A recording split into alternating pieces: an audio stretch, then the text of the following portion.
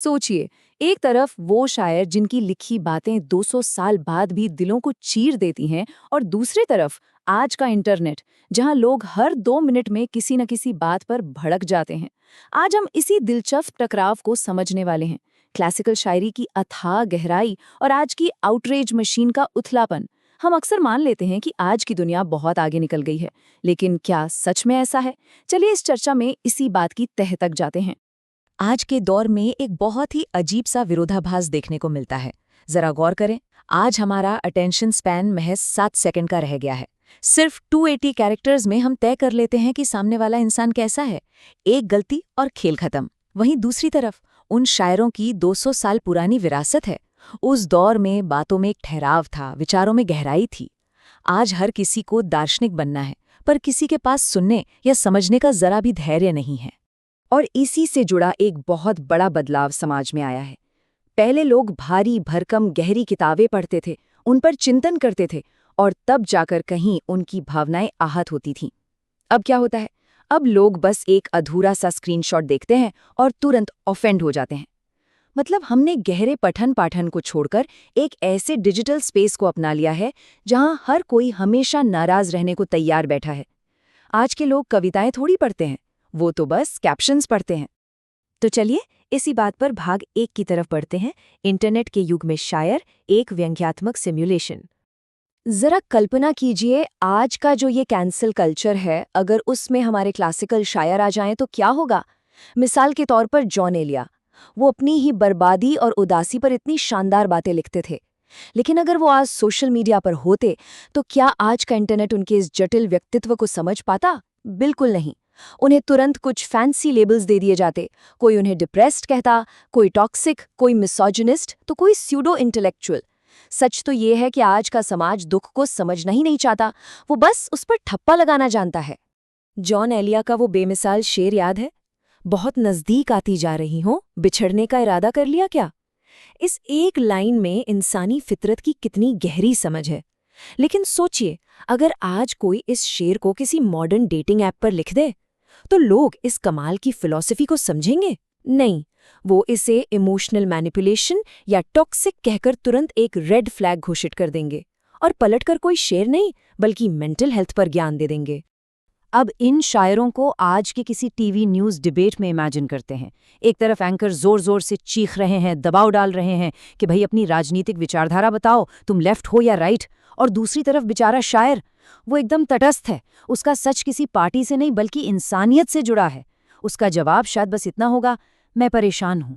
ये दिखाता है कि आज हमारी चर्चाएं सिर्फ पॉलिटिकल एजेंडे तक सिमट गई हैं, जबकि एक शायर की चिंता हमारे अस्तित्व को लेकर होती है, जो इन सबसे बहुत ऊपर है। अब आते हैं भाग 2 पर, गालिब, असली बागी और एक बेबाक जीनियस। अगर हम मिर्जा गालिब के सफ़र को देखें तो 1797 में आगरा में जन्म हुआ। महज 11 साल की उम्र में शायरी शुरू कर दी थी और 1857 के ऐतिहासिक गदर को अपनी आंखों से देखा। सोचिए, 225 साल से भी ज्यादा का वक्त गुजर चुका है, फिर भी उनका असर आज भी उतना ही ताज़ा है। उस दौर में तकनीक नहीं थी, शोर कम था, लेकिन शायद इसीलिए सोचने और महसूस करने की क्षमता कहीं ज्यादा थी। उनके आत्मसम्मान का एक बड़ा ही दिलचस्प किस्सा है। उस दौर में गालिब को दिल्ली कॉलेज, जो आज जाकिर हुसैन कॉलेज है, वहाँ एक बहुत ही प्रतिष्ठित टीचिंग जॉब के लिए बुलाया गया। गालिब अपनी पालकी में बैठकर कॉलेज पहुंचे, लेकिन जब उन्होंने देखा कि कॉलेज का प्रिंसिपल उन्हें गेट पर रिसीव करने नहीं आया है, तो क्या हुआ? उन्होंने महज इस प्रोटोकॉल के टूटने की वजह से वो नौकरी वहीं की वहीं ठुकरा दी और वापस लौट गए। वो बेरोजगार रहना बर्दाश्त कर सकते थे, लेकिन अपने उसूलों और सम्मान से कोई समझौता नहीं। उनका यही बागीपन, यही तेवर उनकी शायरी में भी साफ झलकता था। एक बार लाल किले के भरे दरबार में जब राजा के एक पसंदीदा कवि ने उन पर तंज कसना चाहा, तो गालिब ने बिना डरे पलटवार किया। उन्होंने भरी महफिल में शेर पढ़ दिया, हर एक बात पे कहते हो तुम की तू क्या है, तुम ही कहो कि ये अंदाज़े गुफ्तगू क्या है। आज के इस दौर में जहां लोग एल्गोरिथम और लाइक्स के लिए किसी को भी खुश करने में लगे रहते हैं, गालिब जैसा ये विद्रोही आत्मविश्वास कहीं खो सा गया है। चलिए आगे बढ़ते हैं भाग 3 की ओर, महसूस की गई सोच, बुद्धि और भावना के बीच का पुल। मशहूर लेखक जावेद अख्तर इसे फेल्ट थॉट कहते हैं, यानी महसूस की गई सोच। ये कॉन्सेप्ट समझना बहुत ज़रूरी है। देखिए, अगर किसी बात में सिर्फ भावनाएं हैं तो वो बस कुछ देर असर करेगी। अगर सिर्फ लॉजिक या तर्क है तो वो दिल को नहीं छुएगी। लेकिन गालिब के यहाँ जो फेल्ट थॉट है ना, वो शुद्ध तर्क, भविष्य की गहरी सोच और सच्ची मानवीय भावना का एक दुर्लभ मेल है। यही वो पुल है जो हमारे दिमाग और हमारे दिल को आपस में जोड़ता है। इस फेल्ट थॉट का सबसे बेहतरीन उदाहरण इस शेर में मिलता है। रगों में दौड़ते फिरने के हम नहीं कायल, जब आंख ही से न टपका तो फिर लहू क्या है। गालिब कह रहे हैं कि खून का सिर्फ रगों में दौड़ना कोई मायने नहीं रखता।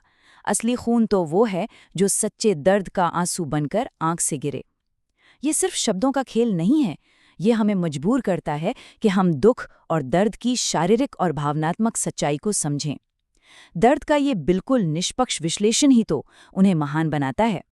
लेकिन आज की विडंबना तो देखिए, हमारा ये इंटरनेट, जिसमें गालिब जैसी गहराई का नामो निशान नहीं है, वही आज उनके नाम पर लगातार फर्जी शायरी फैला रहा है। रोज सोशल मीडिया पर मनगढ़ंत कोट्स, गलत लाइनें और उथले मोटिवेशनल कैप्शंस गालिब के नाम से वायरल होते हैं।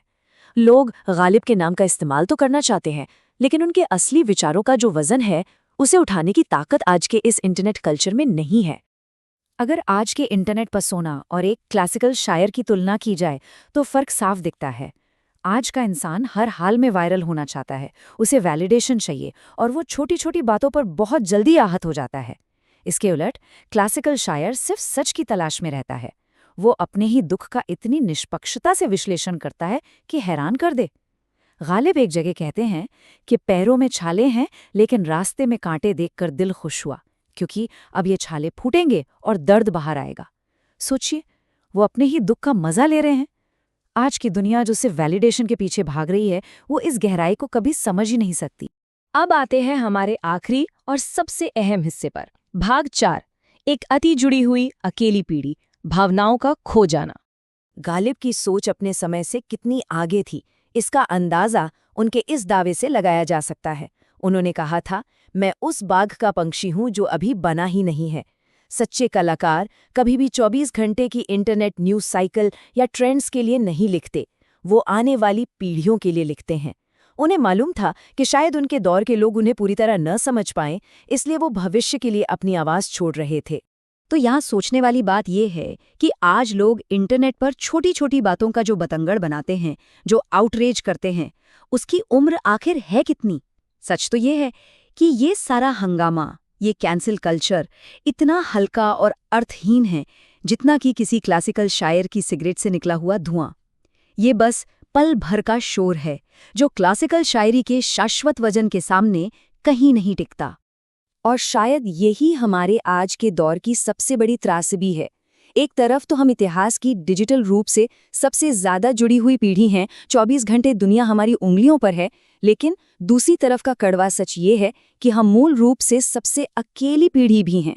बात सिर्फ इतनी नहीं है कि हम शायरी पढ़ना भूल गए हैं, असली दुख तो इस बात का है कि हम इंसानियत और सच्ची भावनाओं को महसूस करना ही भूल गए हैं। हम इस चर्चा के बिल्कुल अंत में आ गए हैं और जाते जाते एक ऐसा सवाल छोड़ना जरूरी है जो हमें सोचने पर मजबूर कर दे। एक ऐसे युग में जहां अपनी बात कहना या सच बोलना कोई मुश्किल काम नहीं है, क्या असली त्रासदी ये नहीं है कि समाज अब सच सुनना ही नहीं चाहता? इसी विचार के साथ आज के इस विश्लेषण को यहीं विराम देते हैं। जुड़ने के लिए बहुत बहुत धन्यवाद। अगली बार फिर मिलेंगे एक और दिलचस्प विषय के साथ।